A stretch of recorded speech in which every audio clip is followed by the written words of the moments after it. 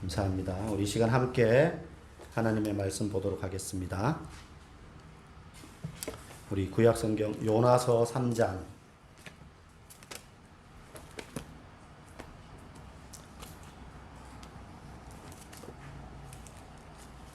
요나서 3장 1절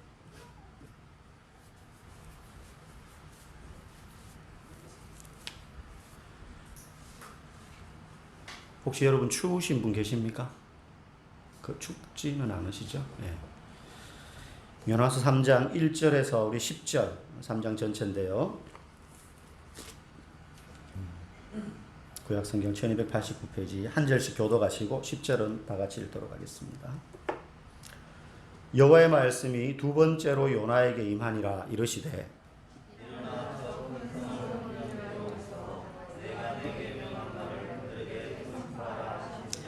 요나가 여호와의 말씀대로 일어나서 니느웨로 가니라. 니느웨는 사흘 동안 걸을 만큼 하나님 앞에 큰 성읍이더라.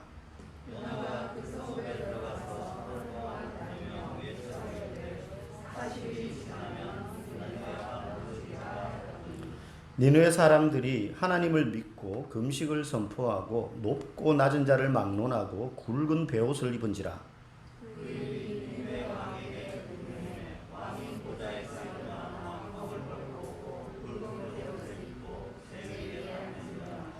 왕과 그의 대신들이 조서를 내려 니느웨에 선포하여 이르되 사람이나 짐승이나 소떼나 양떼나 아무것도 입에 대지 말지니 곧 먹지도 말 것이요 물도 마시지 말 것이며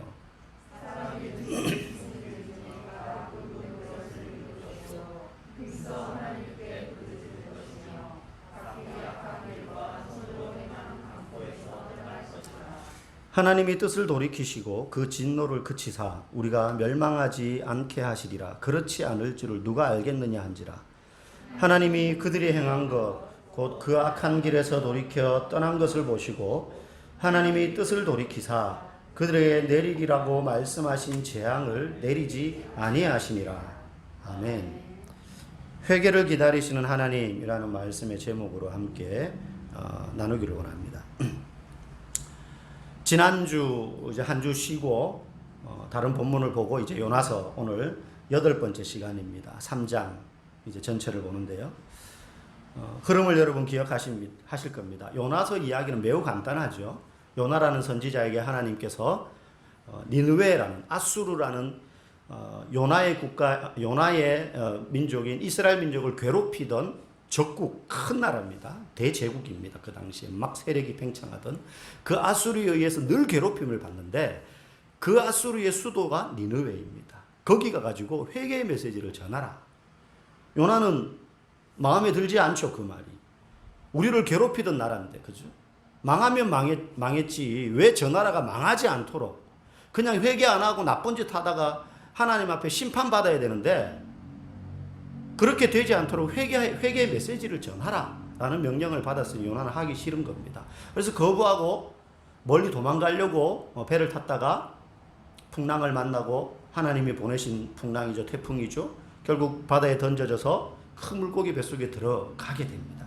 그게 2장까지 이야기입니다. 그 안에서 이제 요나가 그 물고기 밑바닥 하나님으로부터 가장 멀리 떨어져 있다고 말할 수 있는 물리적으로 뿐만 아니라 정말로 영적으로 하나님으로부터 가장 멀리 떨어져 있을 것 같은 그 물고기 밑바닥에서 회개의 기도를 드립니다.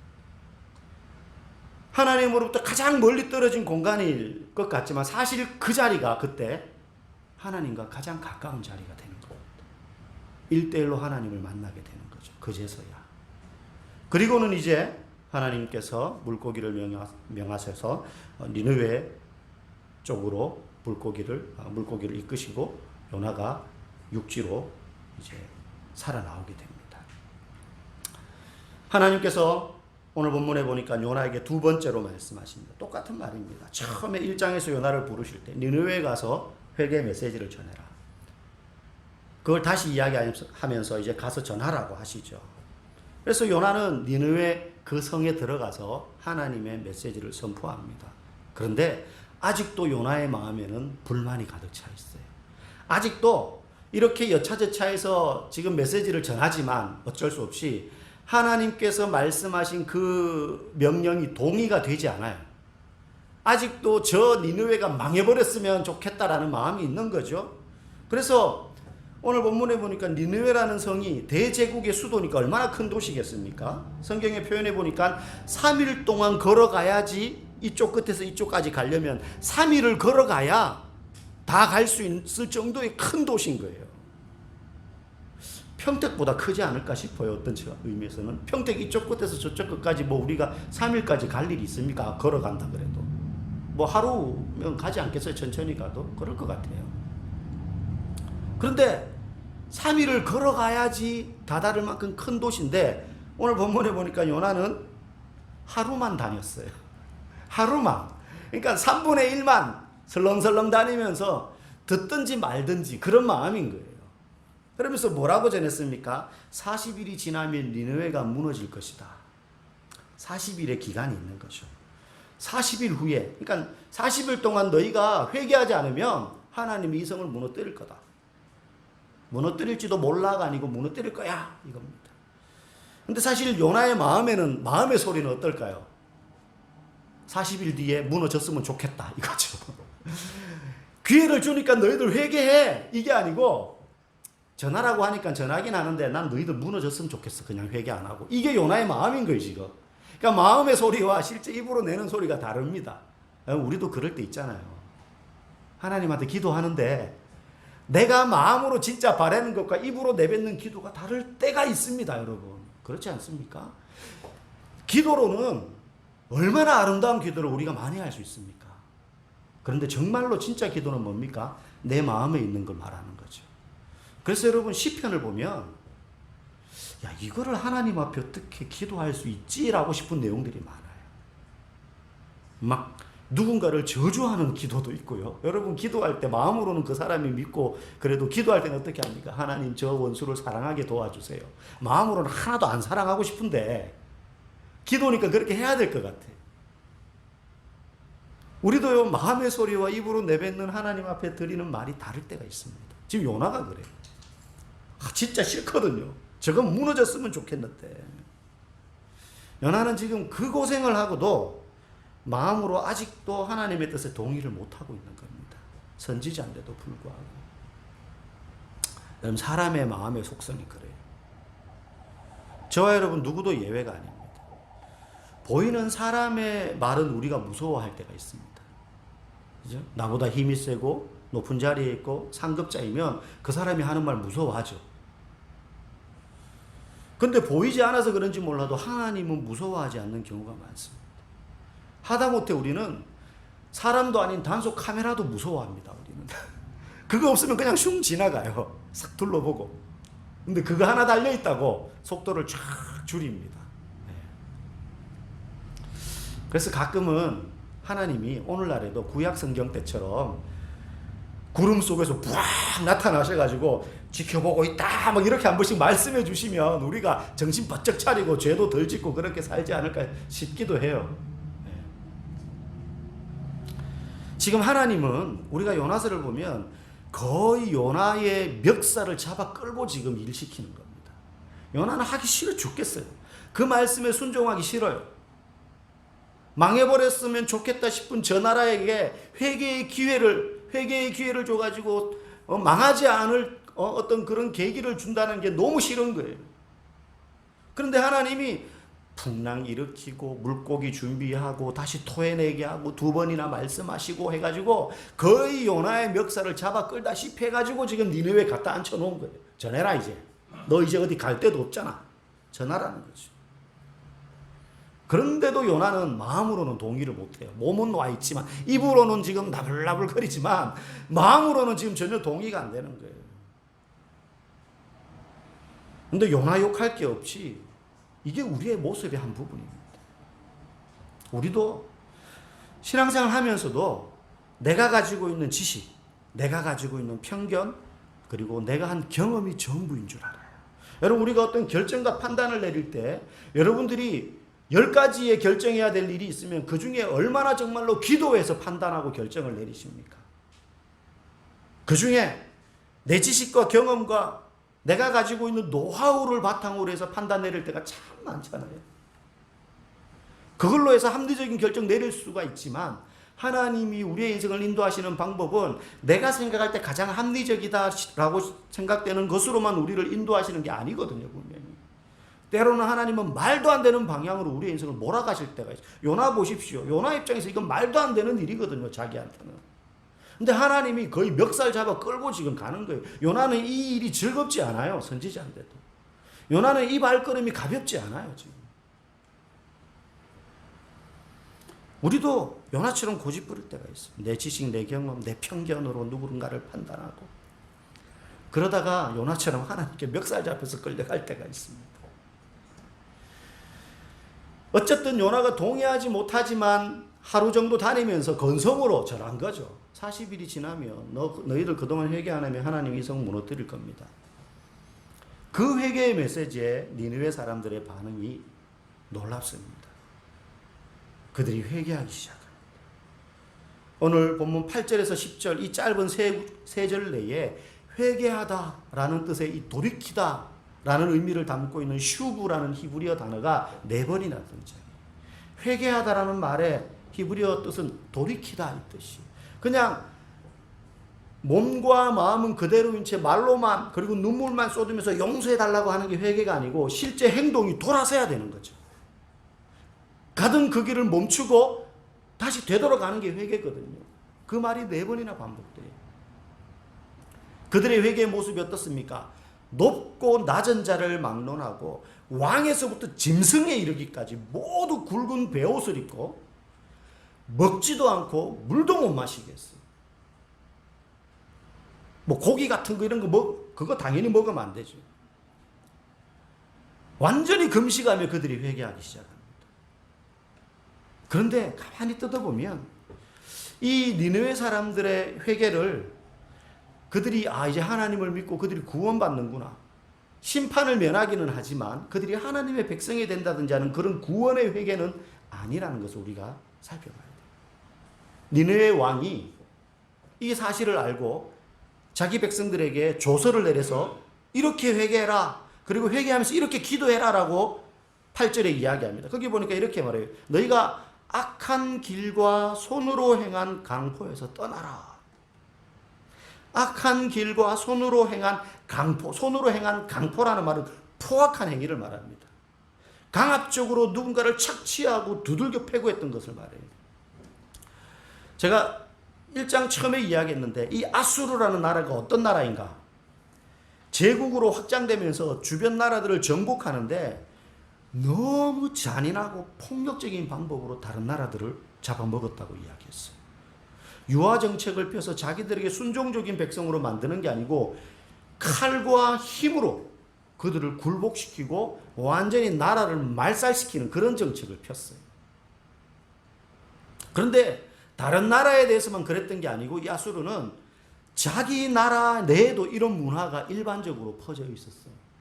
무슨 말이냐면 힘있고 강한 자들이 자기 아수르 민족인데도 힘없고 가난하고 약한 자들을 압제하고 착취하고 하는 게 사회적인 문화였다는 거예요. 여러분 보통 우리는 권력이나 돈이 많은 사람들이 범죄하는 것에 대해서 크게 비난하고 막 언론에서도 다루는 거 보면서 막 흥분합니다. 근데 여러분 가만히 생각해 보십시오. 부자만 죄 짓는 거 아니잖아요. 힘 있는 사람만 죄 짓는 거 아니거든요.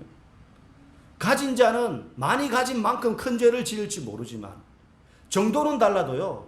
적게 가진 자도 죄 지어요.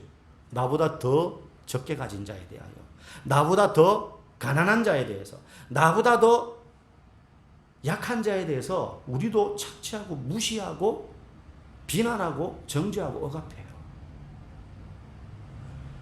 니느웨는 아수르는 높고 힘 있는 자뿐만 아니라 그 사람들이 약한 자들을 착취했을 뿐만 아니라 거기서도 하층민들은 자기들보다 더 하층민들에 대해서 착취하고 억압했어요. 여러분 인도 같은 나라들은 보면 지금도 신분제, 카스트 제도라고 있습니다.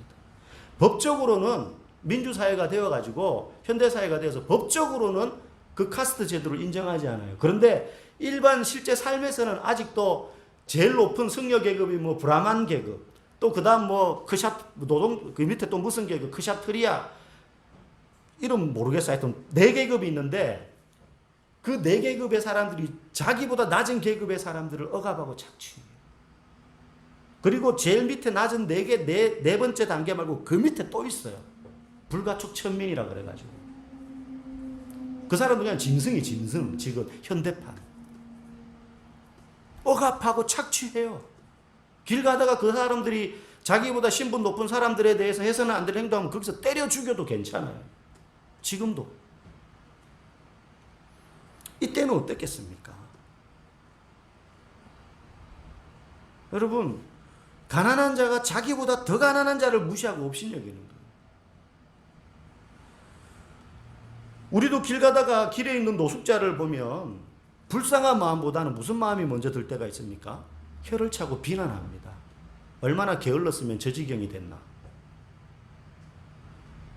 여러분, 이런 차원에서 니느웨가 한 회개는 자신들의 그 사회적인 악함, 남에 대해서 착취하고 포악하게 행동했던 것에 대한 회개이지 하나님과의 관계에서 비롯된 근본적인 하나님의 백성으로서 지었던 근본적인 죄악에 대한 회개는 아니었습니다. 그러면 하나님은 왜 그런 니느웨 사람들의 이런 회개를 보고 심판을 미루셨는가? 우리가 보통 생각하는 회개는 하나님 앞에 대하여 지은 죄들, 불순종이라든지 우상숭배라든지 불신앙이라든지 뭐 이런 것들에 대하여 우리는 좀 회개하잖아요. 순종하지 못했던 거라든지.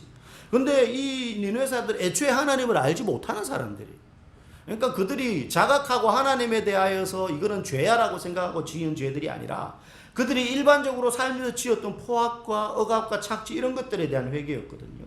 근데 이런 회개를 들으시고 하나님이 그들에 대한 심판을 유보하십니다. 미루십니다. 왜 그렇게 하셨나? 우리가 잊고 지나가는 중요한 사실이 있어요. 그게 뭐냐면 하나님은 자신이 창조한 이 세상이 인간들의 포악함과 욕심과 탐욕으로 인하여서 파괴되는 것을 싫어하신다는 거예요. 하나님은 좀 더 많은 사람이 예수를 믿어서 교인이 더 많아지는 것에만 관심이 있는 분이 절대 아니십니다. 예수 믿는 사람이 많아지는 건 하나님이 너무너무 원하시는 건 맞지만 그것만 하나님의 관심이 아니라는 거예요.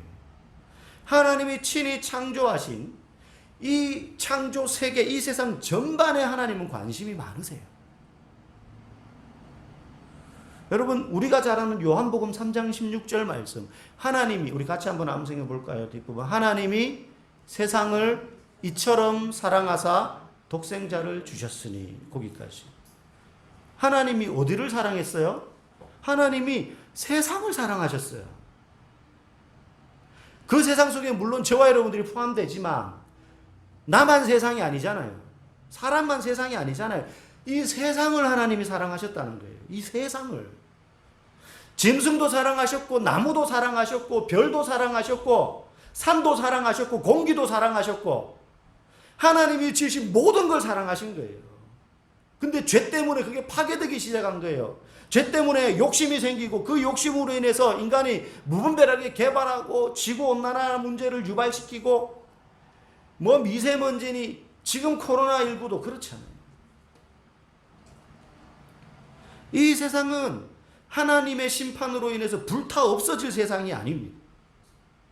이 세상은 하나님이 태초에 창조하셨던 그 창조의 원리와 하나님의 다스리심이 다시 회복되고 그래서 온 세상이 하나님의 그 창조성을 다시 드러내도록 가꾸고 돌보아야 될 세상인 거예요. 그 책임이 우리에게 있는 겁니다. 세상은 망하든지 불타 없어지든지 상관없이 나는 전도만 더 하면 돼. 그게 다가 아니라는 거예요. 하나님의 관심. 그래서 전도는 정말 잘하는데 사회적인 책임은 전혀 감당하지 못하는 그리스도인에 대하여서 그 사람의 믿음이 참된 믿음이라고 할 수 없는 거예요.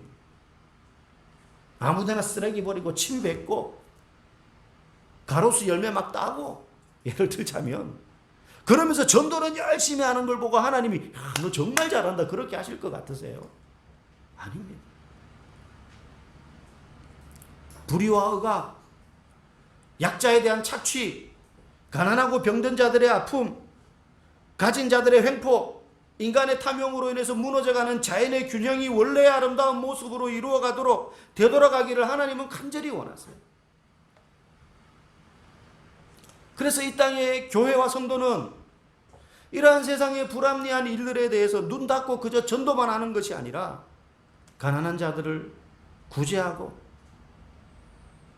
병든 자들을 돕고 교육하고 선교할 뿐만 아니라 환경을 보존하고 그리고 성경의 윤리성을 가르치고 그것을 전하는 운동에도 관심을 기울여야 돼요.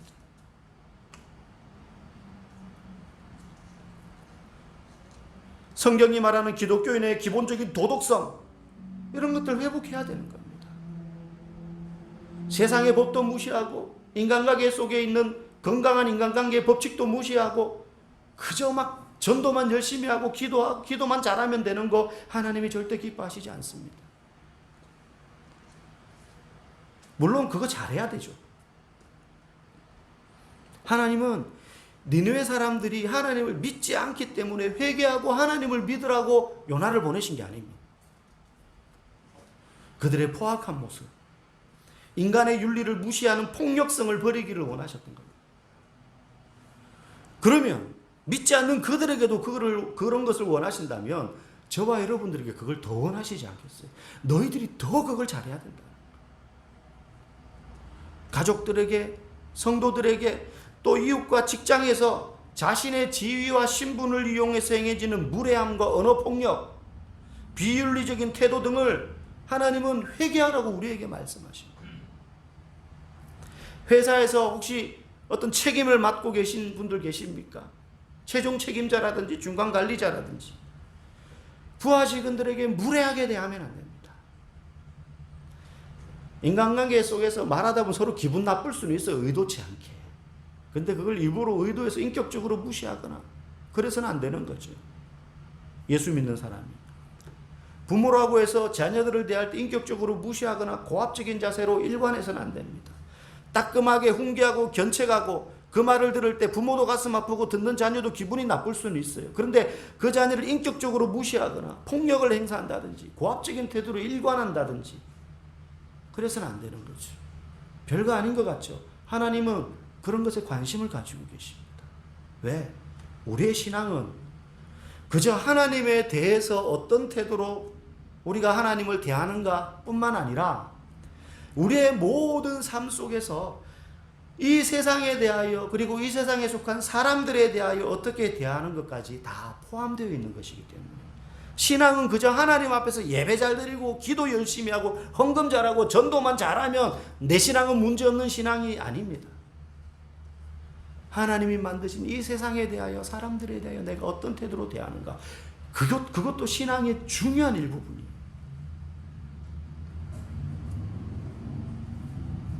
요나의 기대와는 다르게 하나님은 니느웨 사람들에게 자비를 베푸십니다. 그들의 회개의 모습을 보시고 그들에게 내리고자 했던 심판을 유보하십니다. 사실 일련의 이 회개의 모습과 하나님이 그들에게 베푸신 자비의 모습은 하나님이 이스라엘 백성에게서 그렇게 보고 싶어 하셨던 모습이에요. 비록 니느웨 백성들은 하나님을 알지 못한 채 그들의 사회적인 죄에 대하여서 이 요나의 메시지를 듣고 지금 이렇게 철저히 회개했음에도 자비를 베푸셨어요. 하지만 이스라엘 백성들은 하나님을 알고 믿는 사람들이었어요. 여기 지금 등장하는 건 니느웨 사람들의 회개의 모습이지만 하나님이 관심 있게 지켜보는 건 누구겠어요? 이스라엘 백성들. 저와 여러분들. 그들이야말로 참된 회개를 어떻게 하는지 알고 또 할 수 있는 사람들이고 하나님은 그들에게 그 모습을 기대하셨다. 최소한 니느웨 백성들처럼이라도 회개했다면 하나님은 더할 나위 없이 이스라엘 백성들에 대하여 기뻐하시면서 은혜와 자비를 베푸셨을 겁니다. 하나님이 이스라엘에는 더 이상 선지자도 많고 이제 내 말 잘 들으니까 요나니는 거기 살 일 없으니 니느웨 가서 이런 일을 해. 그렇게 하신 게 아닙니다.